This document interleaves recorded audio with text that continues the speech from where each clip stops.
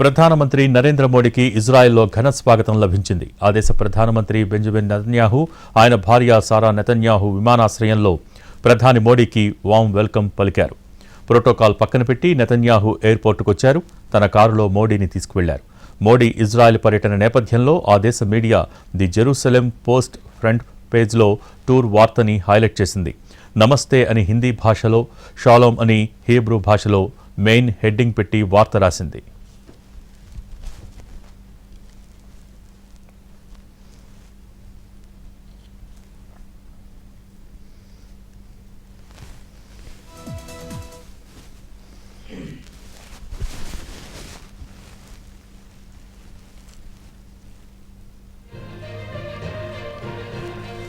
ద్వైపాక్షిక రక్షణ, వాణిజ్య సహకారాన్ని పెంపొందించేందుకు ప్రధానమంత్రి నరేంద్ర మోడీ ఇజ్రాయెల్లో పర్యటిస్తున్నారు. 2017లో మోడీ తొలిసారి ఆ దేశంలో పర్యటించారు.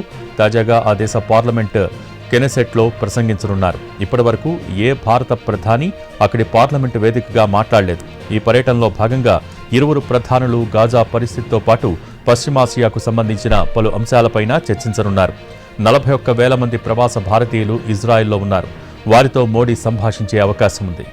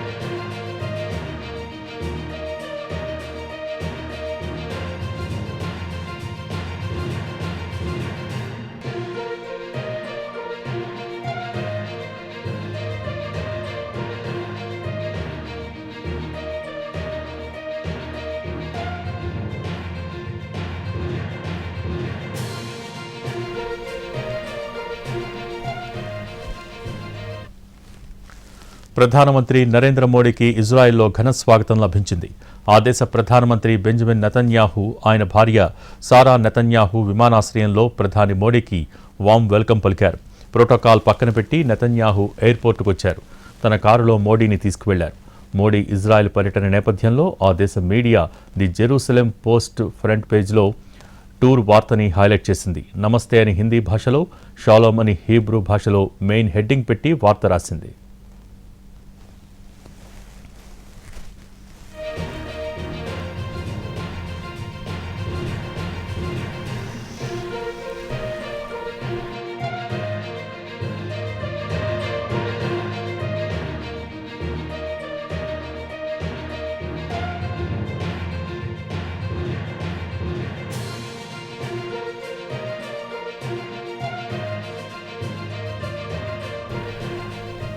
ద్వైపాక్షిక రక్షణ, వాణిజ్య సహకారాన్ని పెంపొందించేందుకు ప్రధానమంత్రి నరేంద్ర మోడీ ఇజ్రాయెల్లో పర్యటిస్తున్నారు.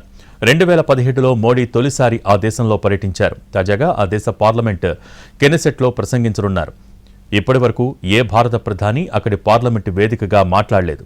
ఈ పర్యటనలో భాగంగా ఇరువురు ప్రధానులు గాజా పరిస్థితితో పాటు పశ్చిమాసియాకు సంబంధించిన పలు అంశాలపైన చర్చించనున్నారు. 41,000 మంది ప్రవాస భారతీయులు ఇజ్రాయెల్లో ఉన్నారు. వారితో మోడీ సంభాషించే అవకాశం ఉంది.